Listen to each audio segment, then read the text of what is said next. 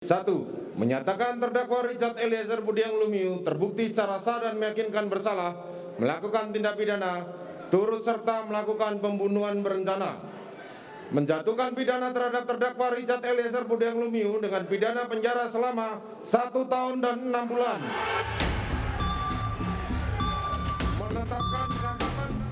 Usai majelis hakim membacakan putusannya, seketika ruang sidang riuh seraya menyambut putusan majelis hakim tersebut.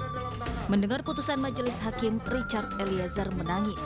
Terlihat ekspresi wajah lega dari Richard.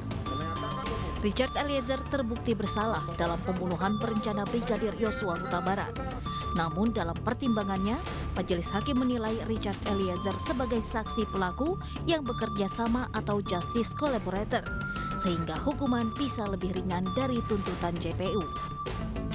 Sebelumnya Richard Eliezer dituntut 12 tahun penjara oleh JPU karena dianggap telah bekerja sama dalam kasus pembunuhan berencana Brigadir Yosua Huta Barat.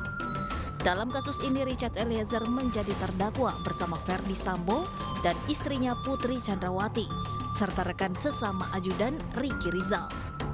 Penetapan tersangka terhadap Richard Eliezer dibuat setelah adanya argumentasi baku tembak antara Brigadir Yosua dan Richard Eliezer yang terjadi di rumah dinas Verdi Sambo di Kompleks Polri Duren 3. Namun, dalam perjalanan kasusnya Richard Eliezer mengajukan sebagai justice collaborator untuk mengungkap kasus seterang-terangnya.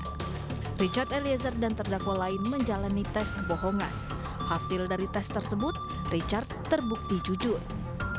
Meski demikian, JPU tetap menuntut Richard dengan 12 tahun penjara. Karena jaksa meyakini Eliezer melakukan tindak pidana secara bersama-sama merampas nyawa Brigadir Yosua. Setelah menjalani sidang duplik perjalanan Richard Eliezer dalam kasus pembunuhan berencana terhadap Brigadir Yosua menemui titik terang seterang kesaksian Richard dalam mengungkap kasus ini. Richard divonis majelis hakim dengan vonis ringan yakni 1 tahun 6 bulan. Tim Liputan iNews melaporkan.